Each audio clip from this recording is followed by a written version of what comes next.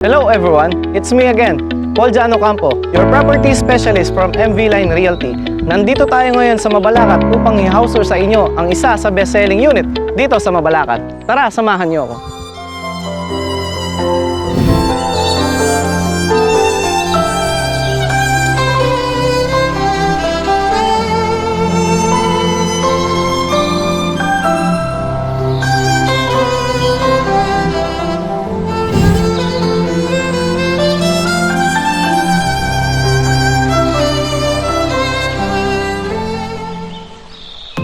This is Tony Unit.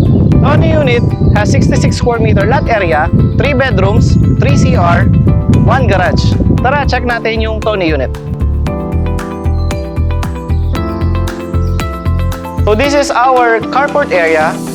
So dito sa ating carport area, kasya po ang isang SUV or sedan.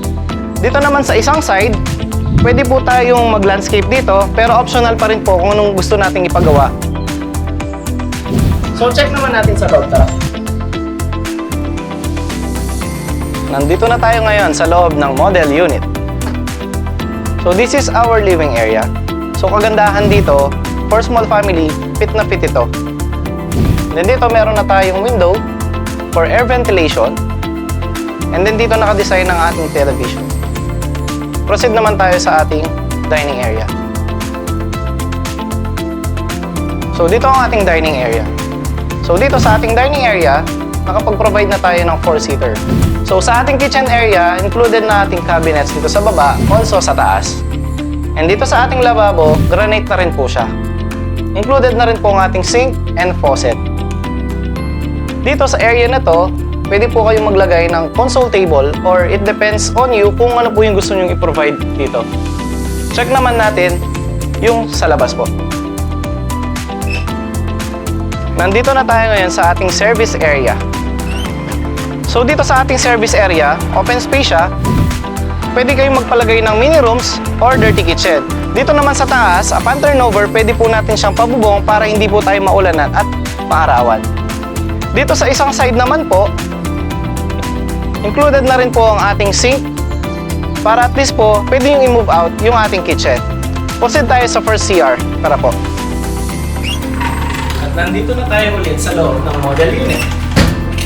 Check po natin yung powder room sa baba.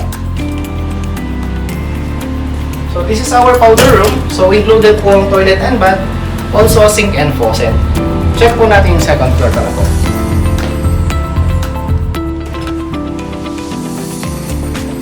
So sa ating second floor, so as you can see, vinyl type po siya. Included po yung ating rubber stopper, also yung mga metal railings po natin.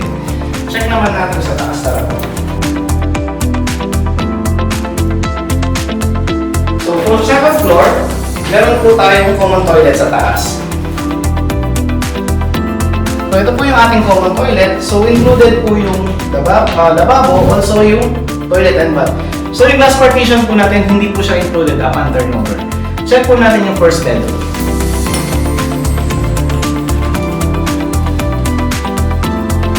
So ito po yung ating first bedroom. So as you can see din po, spacious po siya. So naka-design po siya for kids room. And then dito sa side na to, meron din po siyang window. Check naman natin yung second bedroom.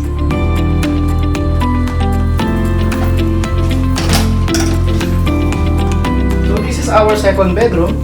So as you can see din po na spacious siya compared po sa isang bedroom. So ito, naka-design po siya for office area, pero nasa sa inyo pa rin po kung gagawin nyo siyang room.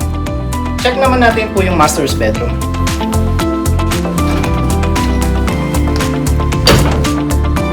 So this is our master's bedroom. So this sa ating master's bedroom, isa po ito sa pinakamalaking bedroom sa dalawa po. Kagandahan po nakapaglagay na po tayo ng queen size bed. Also, ang kagandahan din po dito, meron din po siyang private CR. So dito sa ating CR for master's bedroom, same lang din po sa kabila. Hindi po included ang ating glass partition. Pero as it is po siya.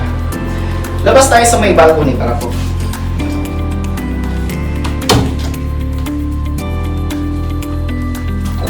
So meron na siyang sariling balcony. So kaganda dito kung mahilig po kayo mag-coffee, so pwede siyang gamitin during morning. This is the end of our house tour video for Tony Unit. Again, this is Paul Jan Ocampo, your property advisor from MV Line Realty. Kaya ano pang hinihintay ninyo? Magpa-reserve na!